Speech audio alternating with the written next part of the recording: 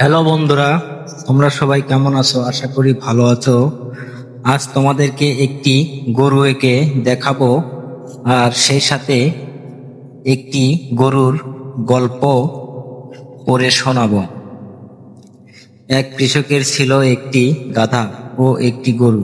কৃষক গাধাকে বোঝা আনা নেওয়া ও চলাচলের বাহন হিসেবে ব্যবহার করতেন, আর গরুকে হাল চাষ ও ধান মাড়াইয়ের কাজে ব্যবহার করতেন। একদিন গরু ক্লান্ত হয়ে বাড়ি ফিরলে গাধা তাকে প্রশ্ন করে, তুমি কি বলেছিলে?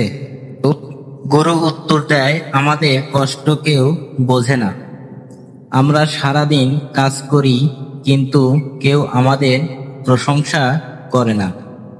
গাধা তখন গরুকে পরামর্শ দেয়, তুমি যদি চাও, আমি এমন একটা বুদ্ধি দিতে পারি যাতে তোমাকে আর মাঠে যেতে হবে না।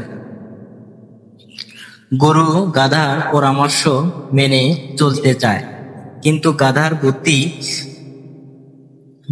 বাস্তবায়ন সম্ভব হয় না। এক বুড়ি তার দুটি গরুকে নিয়ে এক শিক্ষকের কাছে যায়, যিনি গরু পিটিয়ে মানুষ করতে পারেন বলে শোনা যায়। শিক্ষক গরু দুটি বিক্রি করে দেয় এবং বুড়িকে বলে যে তার গরু দুটি এখন ডিসি ও এফসি হয়েছে।